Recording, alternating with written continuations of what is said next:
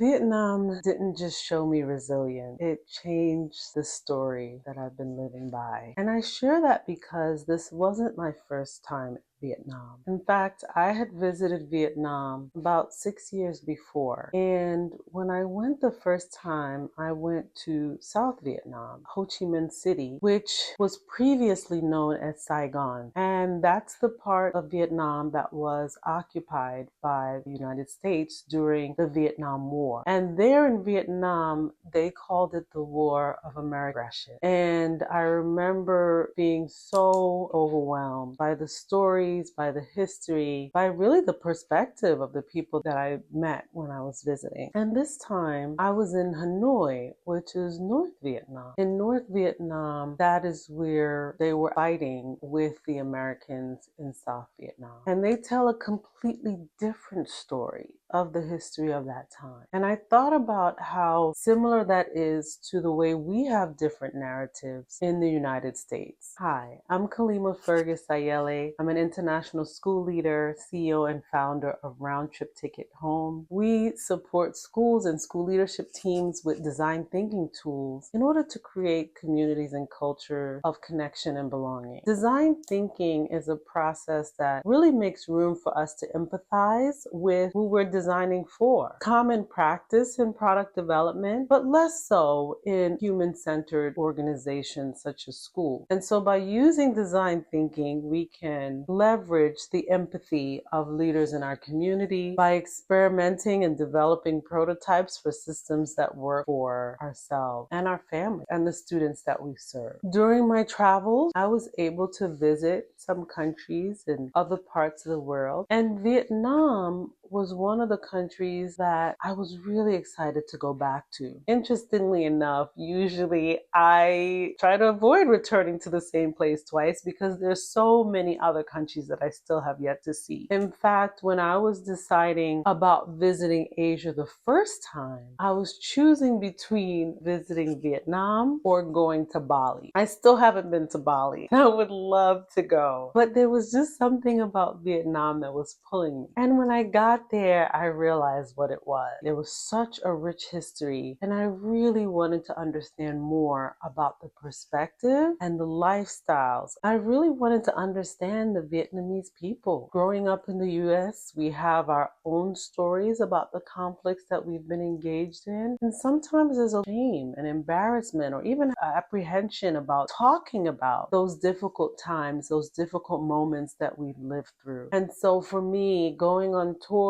to places in Vietnam, hearing the story from their perspective was really, really challenging. And it was hard for me to hold back my emotions. Most times I was the only American in the group, and rather than say that I'm from another part of the world, I would usually say that I'm from the US, and there would be a little bit of tension or awkwardness, but for the most part, everyone was so forgiving. In fact, I remember one time during my first visit to Vietnam, the tour guide was showing the markings of where bombs had hit. And when I said that I was American, he froze for a moment and then just said, "It's okay, I forgive you." And in that moment, I had to hold space for that moment of forgiveness, because I do know it's important for us to accept that along with the privilege of traveling around the world with a US passport comes the responsibility for the actions that have been taken that have caused harm in other parts of the world. And so I know not everyone agrees. I've had friends tell me that when they travel, they'll say that they're from another part of the world. But I've made a choice not to do that, because I do think that sometimes it's important to say, even though I don't agree with everything that's happened in the past, I still know that there are things that as a citizen of the United States that we benefit from because of the actions that have been taken in the past. Being in Vietnam for the second time, but in another part of the country, it was a totally different experience. And I don't think I was expecting that. I thought I was just going back for more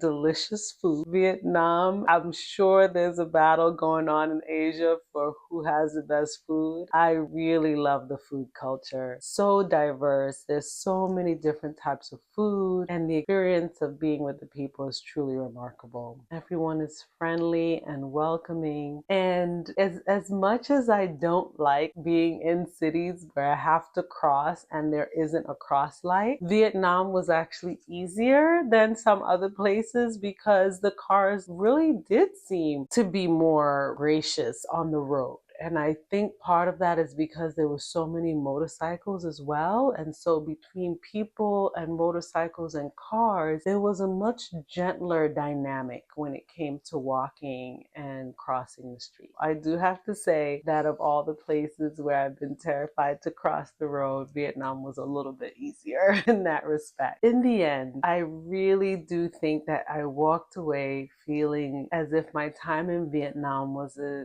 reminder about how it is possible for us to tell a different story. And I know that's hard sometimes to hear because we all want to agree that there's just a single truth. The reality is that the stories that we carry as human beings are very rarely the capital T truth. They're just the narratives that we've created in order to help us to get through this life. And so in many cases, those stories are no longer serving. If there are stories that you tell about yourself that you might want to go back and say, yes, maybe this was true for a previous version of myself. Maybe that version of who I thought I was served me at that time. But you also have permission to rewrite that narrative. There's a big lesson that I walked away with in Vietnam. It was just that. The narratives might not agree, right? Even in the same country, even amongst the same people. But it's okay for us to say, we're going to tell a different story. I hope that was helpful. Please like and share and subscribe to this channel, and let me know in the comments if you have any more questions about my experience in Vietnam or in any of the other countries, and I look forward to continuing these conversations. Bye for now.